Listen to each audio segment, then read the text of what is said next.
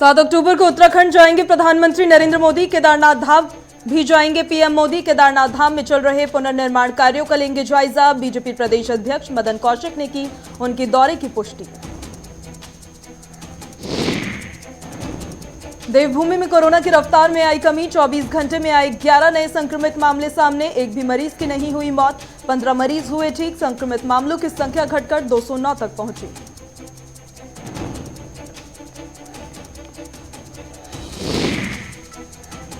उत्तराखंड में बारिश का कहर जारी। मौसम विभाग ने जारी किया येलो अलर्ट। सभी अधिकारियों को सतर्क रहने के दिए निर्देश। उत्तराखंड के कई जिलों में भारी बारिश के आसार।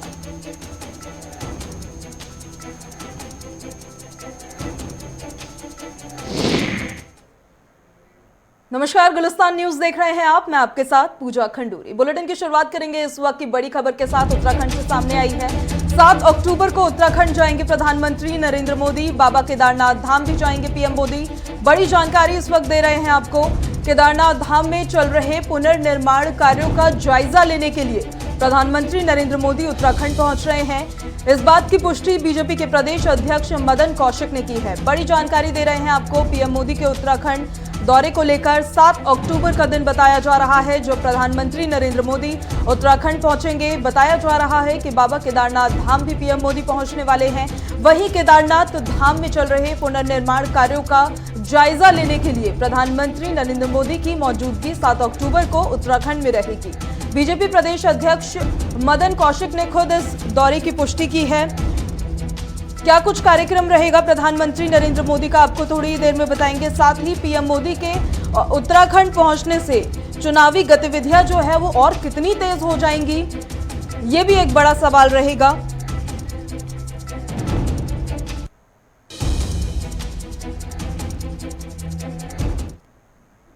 वही तो विशुद्ध रूप से उनका पहले से निर्धारित कार्यक्रम है और अभी मिनट टू मिनट कार्यक्रम आना बाकी है। तो उसके बाद ही जब मिनट टू मिनट कार्यक्रम आ पाएगा तभी उसके बारे में ज़्यादा विस्तार से बता पाएंगे।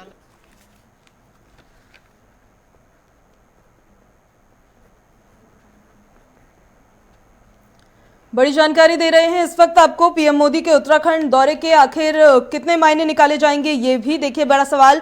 7 अक्टूबर को बताया जा रहा है कि प्रधानमंत्री नरेंद्र मोदी उत्तराखंड पहुंचेंगे। ज्यादा जानकारी के साथ धीरेन्द्र हमारे साथ जुड़ रहे हैं, ब्यूरो चीफ है उत्तराखंड से हमारे साथ। धीरेन्द्र, क्या कार्यक्रम रह सकता है प्रधानमंत्री नरेंद्र मोदी का, इससे जुड़ी क्या जानकारी, और पीएम मोदी के उत्तराखंड दौरे के क्या मायने निकाले जाए? बिल्कुल पूजा, देखिए प्रधानमंत्री नरेंद्र मोदी के 7 अक्टूबर को उत्तराखंड आने की संभावना है। प्रदेश अध्यक्ष हैं जो भाजपा के मदन कौशिक, उन्होंने इस बात की पुष्टि की है। लेकिन अभी प्रधानमंत्री कार्यालय से उनके कार्यक्रम की कोई विस्तृत सूची नहीं मिली है। मिनट टू मिनट जो कार्यक्रम आता है जिसके तहत उनका प्रोटोकॉल तय होता है वो अभी नहीं मिला है। उसके भी 1-2 दिन में आने की संभावना है, क्योंकि प्रधानमंत्री उत्तराखंड आएंगे तो उनके 2-3 प्रमुख कार्यक्रम लगे हैं, जिसमें जॉलीग्रांट एयरपोर्ट पे एक नया टर्मिनल बना है जिसका उन्हें लोकार्पण करना है। इसके साथ ही एम्स ऋषिकेश में जो ऑक्सीजन प्लांट लगा है उसका भी लोकार्पण प्रधानमंत्री करेंगे। तो इस तरह से 2 कार्यक्रम निर्धारित है। तीसरा जो उनका महत्वपूर्ण कार्यक्रम है वो केदारनाथ धाम जाने का है, क्योंकि अभी कुछ दिनों पहले ही उनके जो सलाहकार हैं भास्कर खुल्बे और पीएमओ के कुछ अधिकारियों ने सचिव पर्यटन के साथ केदारनाथ और बद्रीनाथ दोनों का दौरा किया था, दोनों धामों का। तो पूरी उम्मीद जताई जा रही है कि प्रधानमंत्री कपाट बंद होने के पहले यानी कि 7 अक्टूबर को वहां भी बाबा केदार का आशीर्वाद लेने जाएंगी, क्योंकि उनकी केदारनाथ पे एक अलग सी श्रद्धा है। वो बहुत ही उससे श्रद्धावान है और अक्सर वो केदारनाथ धाम आते रहते हैं। तो उसी के तहत ये दौरा भी है कि वो केदारनाथ धाम में, क्योंकि इस बार यात्रा अभी खुली है और 1.5 महीने के अंदर फिर यात्रा समाप्त हो जाएगी। 6 महीने के लिए कपाट बंद हो जाएंगे। तो पूरी उम्मीद है कि इसी 7 अक्टूबर के दौरे में प्रधानमंत्री बाबा केदार का दर्शन करने भी जाएं। धीरेन्द्र, कितने इस दौरे के चुनावी मायने निकाले जाएंगे, क्योंकि विधानसभा चुनाव भी देखिए नजदीक ही है अब। देखिए पूजा, अभी तक तो ये कार्यक्रम अगर होता है तो पूरी तरह से उनका एक तरह से सरकारी कार्यक्रम होगा, इसमें कोई राजनीतिक गतिविधि होने की संभावना नहीं है। हाँ, लेकिन ये जरूर है कि प्रधानमंत्री अपने इस दौरे में भाजपा के प्रमुख नेताओं से जरूर मुलाकात करेंगे, क्योंकि प्रधानमंत्री जब भी उत्तराखंड के दौरे पे आते हो, भले सरकारी दौरा हो, तो अपने पार्टी के तमाम नेताओं से उनकी मुलाकात होती है। चूंकि ये चुनावी समय चल रहा है तो निश्चित रूप से उनके इस दौरे में दो जो कार्यक्रम है वो तो होने ही है। कुछ नई सौगात भी प्रधानमंत्री मोदी दे सकते हैं चुनाव के पहले, क्योंकि जैसे ही आचार संहिता घोषित हो जाएगी फिर कोई घोषणा प्रधानमंत्री द्वारा नहीं की जा सकती आचार संहिता के चलते। तो पूरी उम्मीद है कि उस आचार संहिता के पहले का ये जो दौरा हो रहा है उसमें प्रधानमंत्री प्रदेश को कोई ऐसी नई सौगात दे जिसका चुनावी लाभ जो है भारतीय जनता पार्टी को उत्तराखंड के चुनाव में मिले। और इसके साथ ही अपने नेताओं से जब मिलेंगे तो यहाँ की वस्तुस्थिति जानेंगे, क्योंकि 3 सीएम बदले हैं, नए सीएम से मुलाकात हो सकती है उनकी, और उसमें राजनीतिक हालातों पे जरूर कुछ न कुछ चर्चा होगी। और प्रधानमंत्री, जैसा कि कहा जाता है कि वो कोई न कोई मंत्र जरूर देते हैं जब भी आते हैं, तो इस बार भी कोई चुनावी जीत का मंत्र अपने नेताओं को दे सकते हैं। इससे सभी की निगाहें लगी हुई है। अब ये 7 अक्टूबर के उनके दौरे में स्पष्ट होगा। बिल्कुल, देखिए प्रधानमंत्री नरेंद्र मोदी अगर उत्तराखंड पहुंचते धीरेन्द्र, तो उसका एक तरीके से चुनावी बेनिफिट जो है वो तो भारतीय जनता पार्टी को मिलेगा ही मिलेगा, एक बूस्ट भी मिलेगा कार्यकर्ताओं का उनके वहां पहुंचने पर। क्योंकि देखिए विपक्ष की तरफ से आम आदमी पार्टी भी चुनावी मैदान में उतरने की पूरी फिराक में, कांग्रेस भी तमाम मुद्दों को उठा रही है, तो एक बूस्ट जो है वो कार्यकर्ताओं को जरूर मिलेगा पीएम मोदी के पहुंचने से।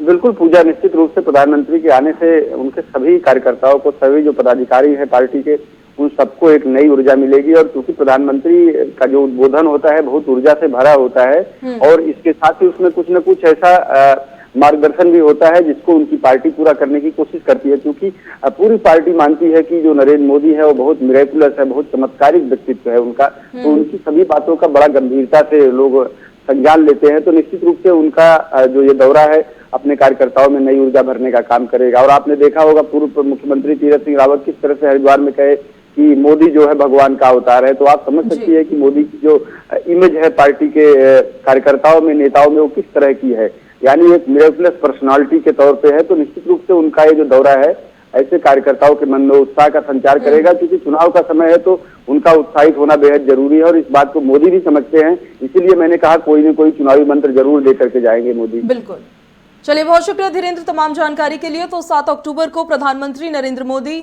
उत्तराखंड जाने वाले हैं, उनके दौरे से जुड़ी ये जानकारी निकलकर सामने आई है, जहां बाबा केदारनाथ धाम भी जाएंगे प्रधानमंत्री नरेंद्र मोदी, और केदारनाथ धाम में जो पुनर्निर्माण के कार्य चल रहे हैं उनका भी जायजा लेंगे। इस दरमियान उत्तराखंड सरकार पर विपक्ष ने वार किया है, बड़ी जानकारी, जनसंख्या परिवर्तन पर दूसरे दलों ने सवाल उठाए हैं। बाहर से आने वालों की जानकारी लेना गलत नहीं है, सीएम पुष्कर सिंह धामी ने कहा है, और उत्तराखंड में जो बाहर से आकर बसेंगे सरकार उनकी जानकारी जुटाएगी, सीएम कहते हुए नजर आए हैं। बड़ी जानकारी दे रहे हैं इस वक्त आपको उत्तराखंड की सियासत में भी। देखिए चुनावी सरगर्मियों के चलते अब विपक्ष भी लगातार सत्तासीन सरकार पर हमलावर नजर आ रहा है। उत्तराखंड सरकार पर विपक्ष ने वार किया है, जनसांख्यिकीय परिवर्तन पर दूसरे दलों ने सवाल उठाए हैं। इस पर सत्तासीन पार्टी की तरफ से भी जवाब दिया गया है। सीएम पुष्कर सिंह धामी ने कहा है कि बाहर से आने वाले लोगों की जानकारी लेना गलत नहीं है, और उत्तराखंड में जो भी बाहर से आकर बसेगा सरकार उसकी जानकारी जुटाएगी। सीएम पुष्कर सिंह धामी ने यह बात कही है। बड़ी जानकारी इस वक्त दे रहे हैं आपको उत्तराखंड में। देखिए कुछ ही वक्त में अब विधानसभा चुनाव होना है, उससे पहले सक्रियता सभी दलों की अब नजर आने लगी है। उत्तराखंड सरकार पर विपक्ष हमलावर नजर आ रही है। विपक्ष ने बाहर से आने वालों की जानकारी लेने पर सरकार को गलत बताया है, जिस पर सरकार की तरफ से पलटवार किया गया है और कहा गया है बाहर से आने वालों की जानकारी लेना गलत नहीं। चलिए धीरेन्द्र हमारे साथ ज्यादा जानकारी के साथ जुड़ रहे हैं। धीरेन्द्र, उत्तराखंड की सियासत में भी यहाँ देखिए उथल पुथल मचती हुई नजर अब आ रही है। विधानसभा चुनाव को कुछ ही वक्त रह गया, उससे पहले अब हमलावर लगातार विपक्ष जो है सत्तासीन सरकार पर हो गया है। ये जो जनसांख्यिकीय परिवर्तन के मामले पर सवाल उठाए जा रहे हैं, इसका पूरा मामला पहले बताएं। बिल्कुल पूजा, मैं बता दूं कि उत्तराखंड सरकार को कुछ ऐसे इनपुट मिले हैं जिसके आधार पे उनको यह बात पता चली है कि उत्तराखंड में जनसांख्यिकीय परिवर्तन बहुत तेजी से हो रहा है। बाहर के लोग आकर के बस रहे हैं, जमीनें खरीद रहे हैं, और जिसके रिएक्शन के तौर पे आपने देखा होगा पिछले 4-5 महीनों से पूरे प्रदेश की जनता आंदोलित है और एक उचित भू कानून की मांग कर रही है। आपने ध्यान दिया होगा कि जब मुख्यमंत्री त्रिवेंद्र सिंह रावत है उनके समय में भू कानून की मांग उठने का जो आंदोलन है वो शुरू हुआ और धीरे धीरे वो आग पकड़ता गया और आज पूरे जोर शोर से पूरे प्रदेश के युवा आंदोलित है। पूरे प्रदेश के अलग अलग जिलों में अलग अलग जगहों पे इसके लिए आंदोलन हो रहे हैं और लोग एक भू कानून की मांग कर रहे हैं। जब सरकार ने इसके लिए अलग अलग माध्यमों से रिपोर्ट मंगवाई कि आखिर अचानक ऐसा क्या हुआ कि पूरे प्रदेश की जनता में यह मैसेज गया कि उनको एक भू कानून की जरूरत है जो हिमाचल की तर्ज पे होना चाहिए, तो ये बात पता चली कि बहुत सारे पहाड़ के जो इलाके हैं, जो जिले हैं, वहाँ पे जनसांख्यिकी परिवर्तन हुआ है। बाहर से लोग गए, वहाँ पे जमीन खरीदे और धीरे धीरे वहाँ के जो स्थानीय लोग हैं उन्हीं की खरीद अपनी ही जमीनों को बेच करके उन्हीं जमीनों में फिर वो नौकर या इस तरह की स्थिति में आ गए हैं, जिसके चलते अब यहाँ पे इस तरह की डिमांड होने लगी है। जब सरकार ने एक पत्र, अभी तक तो इससे कोई वैसी कार्रवाई, कानूनी कार्रवाई नहीं की है, लेकिन एक पत्र उत्तराखंड शासन ने जारी किया सभी एसएसपी और डीएम को और उसमें ये कहा गया कि इस तरह की चीजें जहाँ कहीं भी हो रही हो, जहाँ पे जनसंख्या असंतुलन की स्थिति पैदा हो रही हो, किसी खास जनसंख्या, किसी खास समुदाय या खास उसकी जनसंख्या बढ़ रही हो, उसको नोटिस किया जाए और उससे क्यों बढ़ रही है इसका अध्ययन करके वो शासन को रिपोर्ट भेजी जाए और इस पे जल्द ही कोई न कोई बड़ी कार्रवाई सरकार कर सकती। पूरी उम्मीद है कि चुनाव के पहले इस पे कोई कार्रवाई कर सकती। हालांकि मुख्यमंत्री के इस बयान को और सरकार के इस पत्र को विपक्ष ने जो है आड़े हाथों लिया और विपक्ष ने कहा है कि इस तरह से जो बीजेपी सरकार है राज्य में एक समुदाय विशेष को टारगेट कर रही है। लेकिन समुदाय किस तरह से टारगेट होगा धीरेन्द्र, क्योंकि देखिए अब बाहर से आकर जो लोग बस रहे हैं या जो लोग वहां पर रह भी रहे हैं, जानकारी उसकी जुटाना और डेटा कलेक्ट करना किस तरह से गलत साबित हो सकता है। विपक्ष के मुख्य सवाल क्या इस पर? पूजा, बिल्कुल यही बात, ये आप जो बात कह रही हैं, सरकार का यही स्टैंड है कि यह किसी तरह से गलत नहीं है और देश के अलग अलग राज्यों में बहुत बार इस तरह का काम हो चुका है। लेकिन विपक्ष का कहना है कि अगर सरकार को ये काम करना था तो शुरुआती दौर में करना था। जब चुनाव सरते हैं इस तरह से कह के एक समुदाय विशेष को न केवल टारगेट किया जा रहा है बल्कि इसी की आड़ में समुदाय विशेष को खुश करके उसको अपने वोटर्स के तौर पे उसका प्रॉफिट लेने की भी एक तरह का प्रयास किया जा रहा है। तो इसको लेकर के विपक्ष हमलावर है। लगातार जो मुख्य विपक्षी पार्टी है कांग्रेस इस मुद्दे को उठा रही है और उसने कहा है कि पार्टी जो है, बीजेपी जो सत्ता में है इस समय, वह सांप्रदायिक तनाव को बढ़ा रही है और इस तरह का काम करके समाज में एक सांप्रदायिकता का भाव को फैला रही है। मतलब एक तरीके से देखा जाए तो विपक्ष का साफ तौर पर कहना है कि जो जरूरत है, जो डेटा या जो कानून अब बनाया जाएगा इससे जुड़ा हुआ, उसको राजनीतिक अमली जामा यहाँ पर पहनाने की कोशिश की जा रही है। अब बिल्कुल विपक्ष का यही कहना है कि अगर ये काम करना था तो चुनाव के बाद करना था, क्योंकि विपक्ष को कहीं न कहीं इस बात का डर है कि इसका लाभ जो है बीजेपी को चुनाव में मिल सकता है। तो उसको देखते हुए विपक्ष इस पे एक तरह से आरोप लगा रहा है और आक्रामक है। लेकिन सरकार भी अपने स्टैंड पे कायम है और अभी आपने सुना होगा मुख्यमंत्री पुष्कर सिंह धामी ने कहा कि यह काम जरूर किया जाना चाहिए क्योंकि ये उत्तराखंड के जनता के हित में है और जनहित का कोई भी काम करने से सरकार न तो हिचकेगी न तो पीछे हटेगी। तो पूजा, निश्चित रूप से आने वाले समय में इस मुद्दे पर राजनीति तेज होने की पूरी संभावना है। क्योंकि चुनाव का समय है तो इससे पक्ष विपक्ष अपनी अपनी सियासत को धार देता हुआ नजर आएगा। वही एक तरीके से देखा जाए तो देखिए मुख्यमंत्री भी बदले हैं उत्तराखंड के धीरेन्द्र अभी, और विधानसभा चुनाव भी नजदीक है। तो विपक्ष की तरफ से जो लगातार कहा जा रहा है कि पहले क्यों नहीं किया, अब क्यों काम किया जा रहा है क्योंकि चुनाव नजदीक है, तो ये एक स्ट्रैटेजी के तौर पर भी देखा जा सकता है। अब बिल्कुल पूजा, देखिए निश्चित रूप से इसके पीछे कोई ना कोई स्ट्रेटजी हो भी सकती है। विपक्ष के जो आरोप है उनको हम पूरी तरह नहीं खारिज कर सकते, लेकिन जो सरकार का कहना है कि कोई भी काम का एक उचित समय होता है और जब समय आता है तो काम होता है। ऐसा नहीं कि सरकार आज कोई योजना ला रही है और विपक्ष कहे कि इससे पहले क्यों नहीं लाया गया। तो जब जिस चीज का समय होता है, जिन योजनाओं की जरूरत होती, आवश्यकता महसूस करती सरकार, उसको अपने तमाम जो उनके माध्यम है उनसे इनपुट मिलता है तो उसकी वो पॉलिसी बनाती है। पॉलिसी बनाने का जो काम है उनको संवैधानिक रूप से उसका अधिकार मिला हुआ है। तो और विपक्ष को इसका विरोध करने का उनको अधिकार है निश्चित रूप से। तो सरकार अपने स्टैंड पे कायम है और विपक्ष अपने स्टैंड। इसीलिए मैं आपको कह रहा हूं कि जो चुनाव में इस मुद्दे का पूरी तरह से राजनीतिकरण होगा, इस पे काम क्या होगा ये तो बहुत बात की बात है, लेकिन राजनीति इस पे अपनी चमकाई जाएगी। इसका राजनीतिक फायदा लेने का पूरा प्रयास होगा दोनों तरफ से, यह पूरी तरह से दिखाई दे रहा है पूजा। बिल्कुल धीरेन्द्र, आप पूरे मामले पर नजर बना के रखिए। फिलहाल बहुत शुक्रिया आपका तमाम जानकारी के लिए। तो उत्तराखंड सरकार पर विपक्ष देखिए हमलावर है। जनसांख्यिकीय परिवर्तन पर दूसरे दलों ने सवाल उठाए हैं और बाहर से आने वालों की जानकारी लेना गलत नहीं है। सरकार अपने स्टैंड पर कायम है और कहा है सरकार ने कि उत्तराखंड में जो बाहर से आकर बसेंगे सरकार उनकी जानकारी जरूर जुटाएगी। इस दरमियान आपको जानकारी देंगे, महंत नरेंद्र गिरी की मौत के मामले में हरिद्वार अब पहुंच चुकी है सीबीआई की पड़ताल देखिए लगातार जारी है। आरोपी आनंद गिरी को लेकर आनंद गिरी के आश्रम पहुंची है सीबीआई। 5 मिनट आश्रम के बाहर रुकी रही सभी गाड़ियां। वहीं सीबीआई ने आश्रम में जाकर पूरी जांच पड़ताल की है। बताया जा रहा है कि कई रसूखदार, संतों, प्रॉपर्टी डीलर्स, इनसे भी पूछताछ की जाएगी। बड़ी जानकारी दे रहे हैं आपको। देखिए जो मौत की गुत्थी थी महंत नरेंद्र गिरी की, वो लगातार जिस तरह से उलझती जा रही थी, उसने तमाम सवाल और तमाम चुनौतियां खड़ी कर दी थी सीबीआई के सामने। सीबीआई की जांच पड़ताल हालांकि लगातार जारी है। आपको बता दें कि महंत नरेंद्र गिरी मौत के मामले में अब हरिद्वार में मौजूदगी सीबीआई की है। आरोपी आनंद गिरी जिसको गिरफ्तार किया गया, जिनका नाम भी मौजूद था सुसाइड नोट पर, उनके ही आश्रम पहुंची है सीबीआई।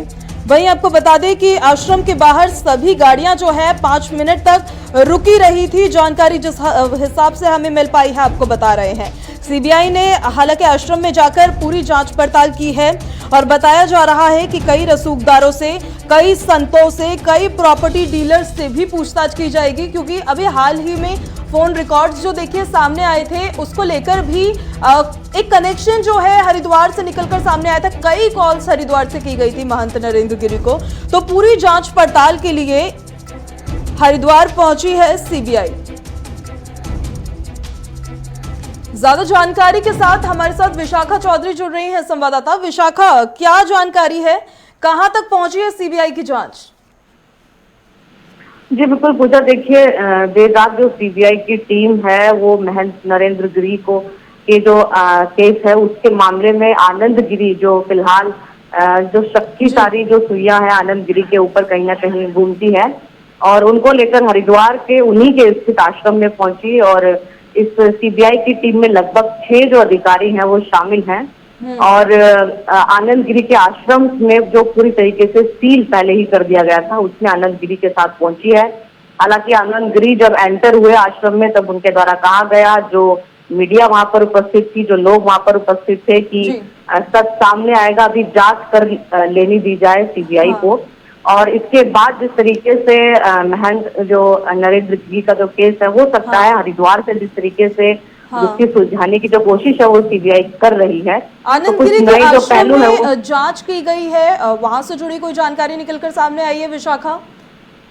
जी बिल्कुल पूजा, देखिए जो सीसीटीवी फुटेज कहा गया था कि जो सील आश्रम है उसकी सीसीटीवी फुटेज सीबीआई निकलवा रही है।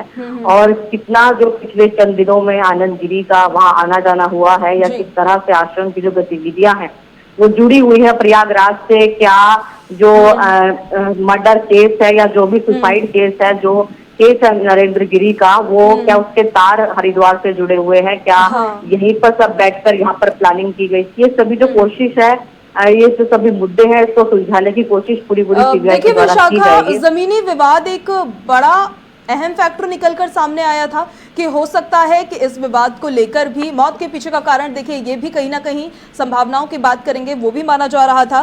तो अभी हाल ही में कुछ दिनों पहले जब सीबीआई ने कॉल डिटेल्स जो थी उससे जुड़ी जानकारी दी थी, तो कई प्रॉपर्टी डीलर्स की बात निकलकर सामने आई थी कि उन्होंने कॉल किया था महंत नरेंद्र गिरी को। साथ ही हरिद्वार से कनेक्शन जो था वो भी निकलकर सामने आ रहा था। कई रसूखदारों से, संतों से और प्रॉपर्टी डीलर से भी पूछताछ जो है वो होनी थी, वो पूछताछ हुई है? जी बिल्कुल पूजा, देखिए अभी जिस तरीके से सीबीआई की टीम पहुंची है तो पहले तो जो आनंद गिरी है उन्हीं से पूछताछ की जा रही है और उनके आश्रम में क्या कुछ सबूत छिपे हो सकते हैं, क्या कुछ वहां से पता चल सकता है, उसकी कोशिश सीबीआई के द्वारा की जा रही है।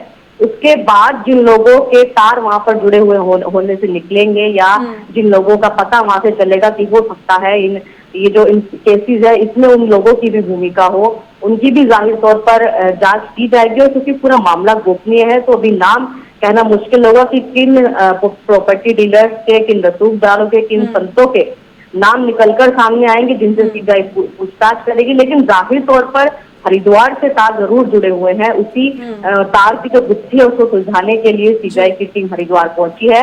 और अगर पहुंची है तो जाहिर तौर पर जो पूछताछ है, जो छानबीन है, वो पूरी तरीके से सीबीआई के द्वारा की जाएगी और उसके बाद जो फैसला निकलेगा या जो निकलकर सामने आएगा वो फिर उसके लिए हमें थोड़ा समय का इंतजार करना। चलिए ठीक है, बहुत शुक्रिया विशाखा तमाम जानकारी के लिए। पूरे मामले पे नजर बनाए रखे आप। तो महंत नरेंद्र गिरी की मौत के मामले में अब इसकी जांच के लिए सीबीआई हरिद्वार पहुंच गई है। वहां पर आरोपी आनंद गिरी, जिनका नाम सुसाइड नोट में शामिल था, उनके आश्रम में देखिए जांच लगातार सीबीआई की जारी है। वहीं ये भी जानकारी निकलकर सामने आई है कि कई रसूखदार है, संत है, प्रॉपर्टी डीलर्स है, जिनसे पूछताछ की जाएगी। हालांकि थोड़ा वक्त अभी, क्योंकि मामला अभी थोड़ा गोपनीय रखा गया है, इससे जुड़ी जानकारी नहीं अभी पूरी मिल पाई है। अगली खबर की ओर रुख कर लेते हैं। देवभूमि में कोरोना की रफ्तार में हालांकि कमी आई है। बड़ी जानकारी, 24 घंटे में 11 नए संक्रमित मामले सामने आए हैं।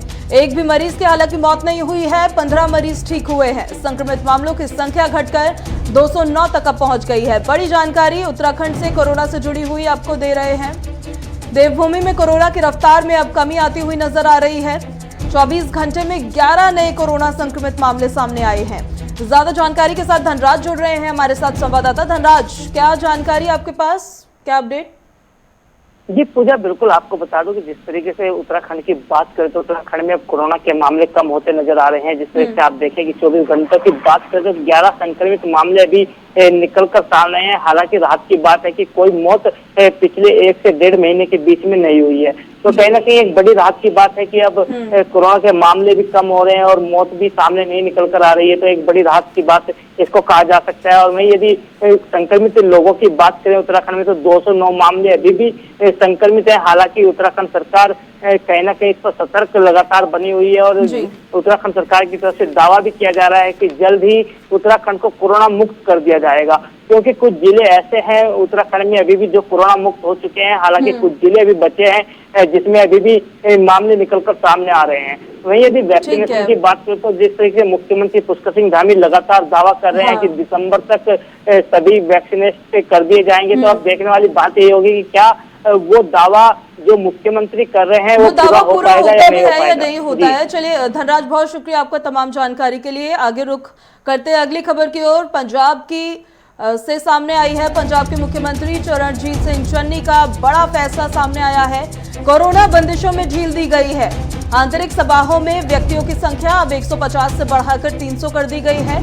तो बाहरी सभाओं के लिए संख्या अब 300 से बढ़ाकर 500 करने का हुक्म दिया गया है।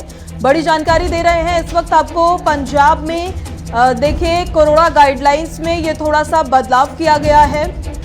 पंजाब के मुख्यमंत्री चरणजीत सिंह चन्नी ने बड़ा फैसला लिया है। कोरोना बंदिशों में थोड़ी ढील उन्होंने दी है। बताया जा रहा है कि जो आंतरिक सभाएं होंगी वहां पर व्यक्तियों की संख्या पहले 150 थी, अब उसको बढ़ाकर 300 कर दिया गया है। और जो बाहरी सभाएं होती थी जहां पर संख्या 300 थी, अब बढ़ाकर 500 करने का हुक्म देखिए दे दिया गया है। अब कोरोना में ढील देते हुए पंजाब सरकार भी देखिए नजर आ रही है। पंजाब के मुख्यमंत्री चरणजीत सिंह चन्नी ने बड़ा फैसला लिया है। कोरोना बंदिशों में ढील दी है। आंतरिक सभाओं में व्यक्तियों की संख्या को बढ़ा दिया है। साथ ही बाहरी सभाओं में भी व्यक्तियों की संख्या को बढ़ाने का आदेश उन्होंने दिया है। जहां आंतरिक सभाओं में पहले 150 लोग ही मौजूद बस रह सकते थे, अब उस संख्या को बढ़ाकर 300 कर दिया गया है। यानी कि अब आंतरिक सभाएं जो भी होंगी 300 के करीबन लोग वहां मौजूद रहेंगे और बाहरी सभाओं में 300 से बढ़ाकर 500 लोगों के संख्या बढ़ाने का हुक्म अब दे दिया है। इस दरमियान बड़ी जानकारी आपको दे रहे हैं। भवन योजनाओं के तहत पंजाब से बड़ी जानकारी। सीएम ने सरकारी विभाग के कामकाज की समीक्षा की है।